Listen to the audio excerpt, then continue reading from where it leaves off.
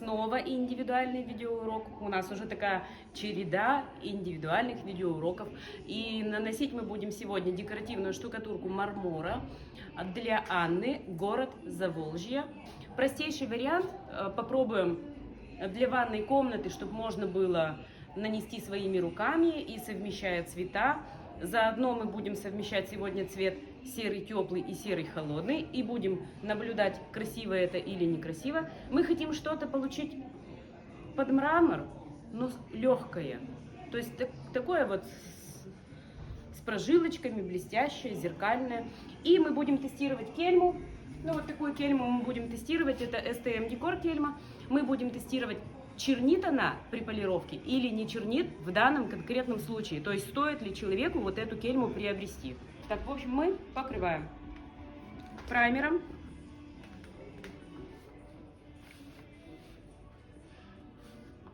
Праймер — это такая белая подложечная, ну скажем так, грунт-краска, так ее назовем. Наносим мы ее, в данном случае мы нанесем в один слой, но если вы покроете и у вас осталось, то второй слой лишним не бывает. Можно покрыть второй слой, если вы видите, что вам, например, хватает. Видите, укрывает, образец становится светлым, но за один слой не перекрывает. То есть он создает фон в стене светлый, однородный и блокирует впитываемость. То есть помогает нам, чтобы штукатурочка у нас легла на красивую стену и не впиталась в шпаклевку. Быстро-быстро из нее влага. Бывает так, что впитывается влага, например, типа венецианской штукатурки или вот мармора. Наносим на шпаклевку, влага быстро впитывается и происходит нехорошо. Отслоение может случиться на особенно гипсовых смесях. Поэтому мы всегда рекомендуем использовать вот такой вот праймер или краску долгостойкую. Нанесли и оставляем сохнуть. Мы здесь как будто бы просто покрасили. Вот что мы сделали. И оставляем сохнуть. В среднем это часа 4, но можно и на сутки. Покрасили, да и все, и пусть она сохнет. Не торопитесь. В данном случае спешка, она ни к чему, незачем. Пусть спокойно просыхают слои. И продолжим, когда высохнет. Высох праймер. И мы наносим мармора, декоративная штукатурка, аналогичная венецианке. Мы будем наносить таким образом. Накладываем белый. Наносим не толстый слой. Посмотрите, что такое толстый слой. Вот это вот не надо делать, не надо. Материала не хватит. Вы будете покупать и заказывать снова. Тоненький слой, вот. Растягиваем его прям тоненько, вот. Тонюсенький. Пусть он будет тонюсенький. Вы добавить всегда успеете. Убавить вот трудно, а добавить можно всегда. Вот, наносим белую. И будем вмешивать цвета, как мы это делали уже много раз. Смотрите, цвета мы заколеровали. У нас серенький теплый. Вот. И серенький холодный. Видно, да, разницу? Холодный и теплый. И мы вот эти вот цвета будем вмешивать прямо по-сырому. Ну, как-то вот так, я предполагаю. Как-то так. Вот как-то так. Смотрите, мы когда тянем, у нас получается вот такой вот интересный... Вот он, видите? Сильно не давим на кельму, слегка тянем. Слегка. Вот так. И снова накладываем белый. Я себе вот это так представляю. Легкий способ нанесения. Для меня вот это вот так легко. Вот. И вмешиваем. То есть вы можете регулировать количество серых цветов или каких-то других самостоятельно. Можно сделать больше белого. Можно сделать больше серого. Вот так берем. Сейчас мы согласовываем цвет. Товар уже выбран. И он готов ехать домой. Но нам нужно согласовать цвет. Сейчас мы сделаем чуть потемнее, да? Пусть будет потемнее. И потом еще сверху добавим беленького. Вот так вот. Тонкий слой, не толстый. Не нужно толсто, не нужно фактурно. Вот так. Мы просто вмешиваем цвета.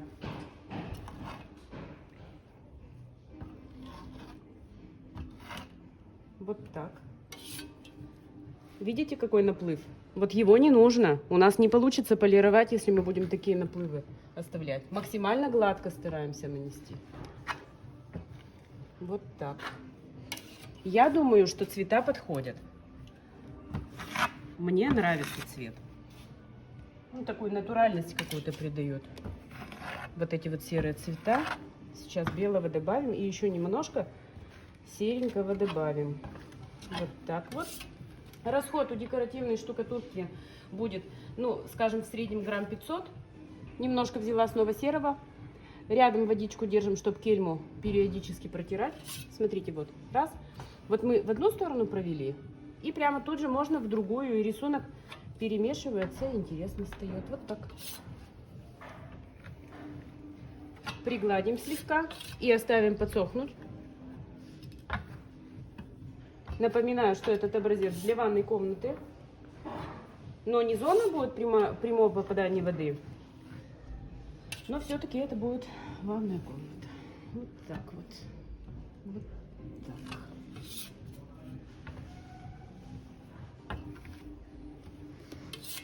То есть вы можете гонять вот эти цвета по плоскости стены. И когда вы проводите в одну сторону и в другую, рисунок все время меняется.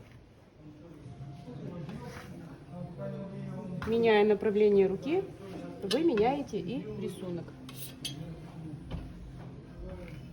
В данном случае мы оставим сейчас, подсохнет и вернемся.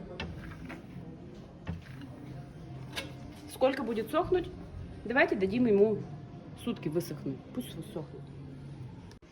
Полностью высохла штукатурка декоративная. Что мы теперь сделаем? Мы возьмем кельму вот таким вот образом и немножко приполируем поверхность. Смотрите, мы хотели понять, чернит ли кельма STM Decor или не чернит. Пока что я не вижу, что она чернит.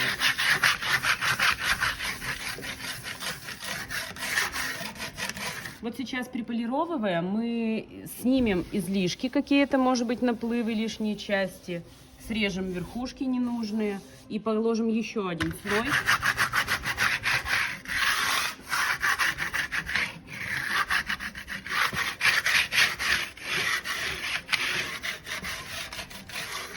Ну, я думаю, что достаточно. Кстати, вам видно или нет, что когда полируем, верхушечки начинают блестеть? Видно там? Сейчас нам нужно положить максимально тонкий слой, чтобы поверхность была не рельефная совсем. То есть гладкая, чтобы была. Чтобы можно было заполировать до зеркала. Можно штукатурку разбавить пожиже.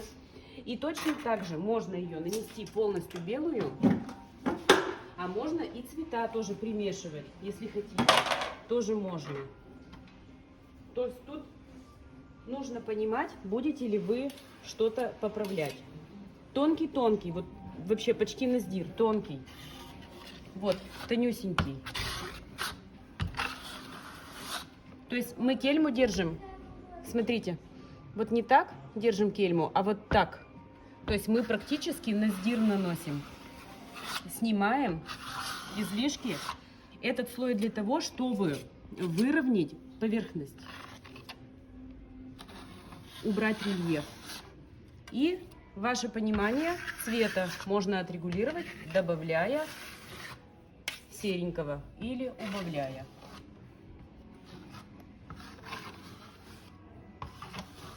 Я не буду добавлять, я считаю, что достаточно. И вот этот вот тонюсенький слой, он у нас выравнивающий. Его нужно будет тоже подсушить.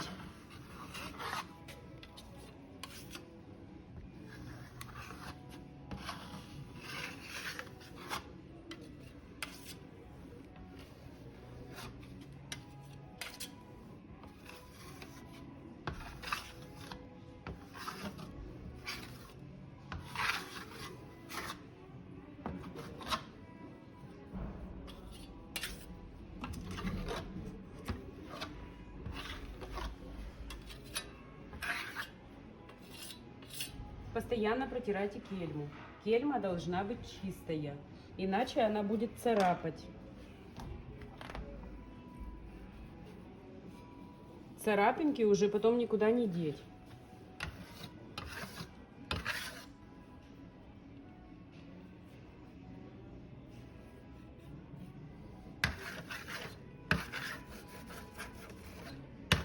Немножко дадим подсохнуть и заполируем. Слой подсох, тонкий-тонкий он у нас был слой, и высох он буквально, я не знаю, 10 минут, наверное, прошло, он моментально высох. Можно уже приполировать, то есть с помощью кельмы, вот так, например, кельму держим и пробуем полировать.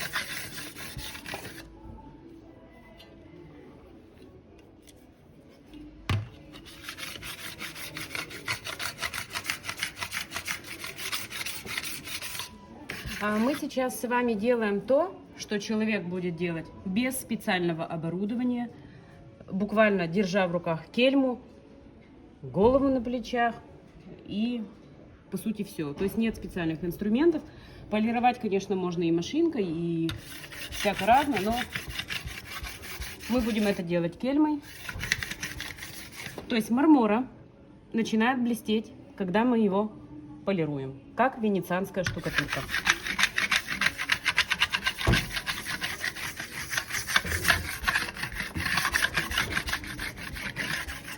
Он блестит даже без воска, но мы его еще воском покроем.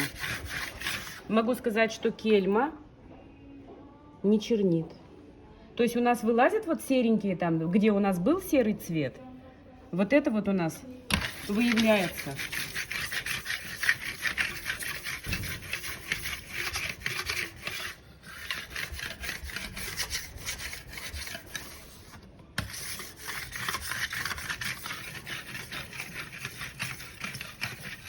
И встает гладкий, отражающий.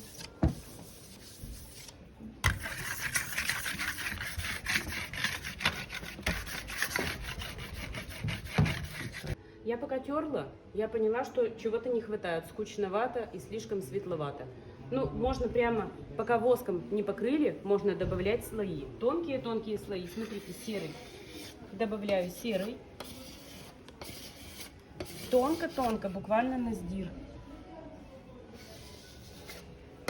У нас заполняются какие-то дефекты.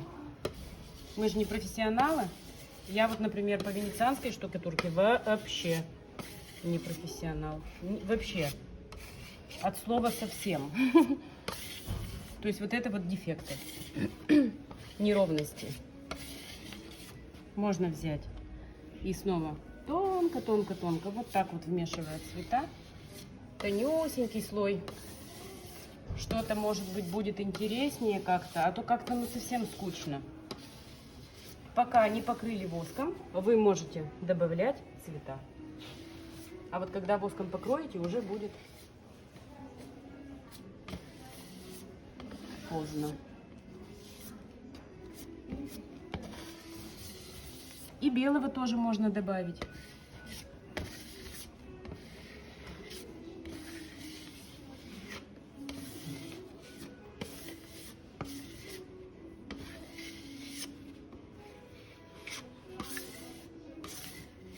Также веселее стало, ну чуть-чуть хотя бы, потому что было совсем светло, совсем как-то скучновато, но так вроде поинтереснее. И снова полируем. Смотрите, как вам удобно держать. Вот так вот может быть вот этой стороной, а может вот этой. Смотрите, это все по ситуации, кому как удобно, и полируется она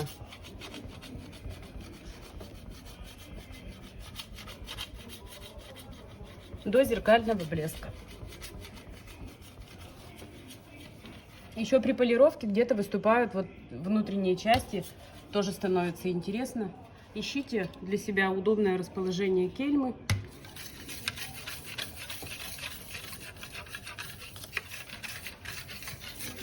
Работа трудоемкая, она поэтому и дорогостоящая. Наносить это мало кто умеет. Ну, самостоятельно, небольшая площадь, вполне можно справиться, вот простые какие-то варианты.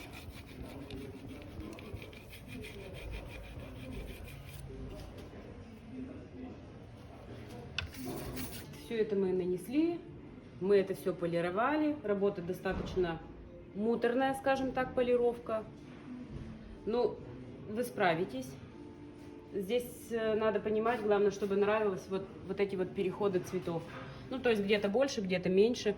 И если приглядеться, вот я же, как и говорила, у меня нет особого навыка что-то там наносить блестящие, отражающие, полированные. Нету навыков. И вот у меня есть дефекты, и у вас они тоже будут. Ну, то есть вы должны быть готовы, что у вас они тоже будут. Не надо к этому особо критично относиться. В целом все должно быть красиво. Видите, вот такой зеркальный эффект. Так, воск. Воск изначально вот такого цвета, желтенького. Не пугайтесь, он абсолютно прозрачный. Наносим воск тонко-тонко. Вот такой воск. И мы его наносим прям максимально тонко. Вот так на кельму накладываю. И прям вообще тонюсенько. Изначально он может желтый кажется, но на самом деле он абсолютно прозрачный.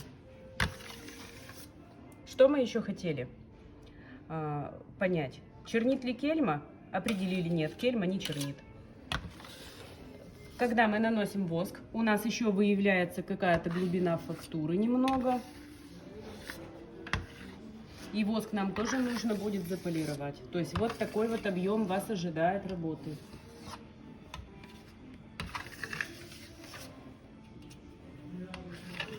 Тонко-тонко. Вот так вот наносить не нужно.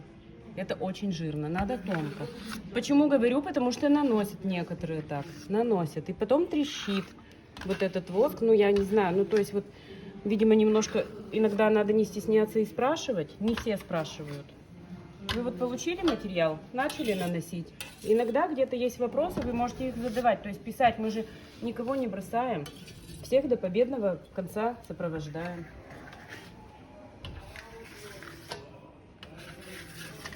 Тоненько-тоненько.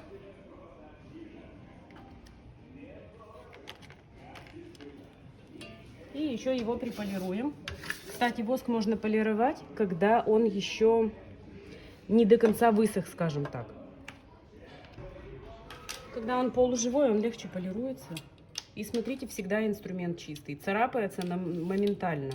То есть где-то что-то, царапинка прям моментально появляется. Так, еще рано. Немножко нужно подождать. Дадим ему чуть-чуть подсохнуть и приполируем. Чуть-чуть. Мармора мы полировали кельмой. Можно также было полировать его шпателем с таким вот краем красивым. Где-то, не покажу, убрала.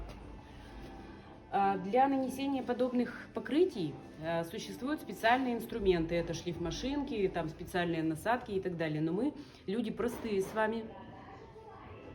Нам оно как бы в хозяйстве не пригодится, вот эта вот машинка. Да и надо ли вообще в целом? Давайте попробуем варежкой вот такой. Воск полируют меховушкой такой. Машинка шлифовальная, и на ней насадка такая меховая. А мы с вами вместо насадки будем использовать вот такую варежку. Смотрите, производитель произвел вот такую варежку. Вот это вот для какой руки? Что сюда надо? Что это такое? Это для котенка? Ну ладно, не будем одевать на руку. Вот так возьмем, вот такая вот меховушка, и полируем. И правда, да, он начинает блестеть. Выравнивается и начинает блестеть. Даже, знаете, где-то вот наплывы были от шпателей, уходят. Небольшие царапки уходят. Смотрите, видите, вот блестит. Воск дает нам защиту дополнительную и дополнительный блеск. Видите, как можно выйти из положения, да, варежкой?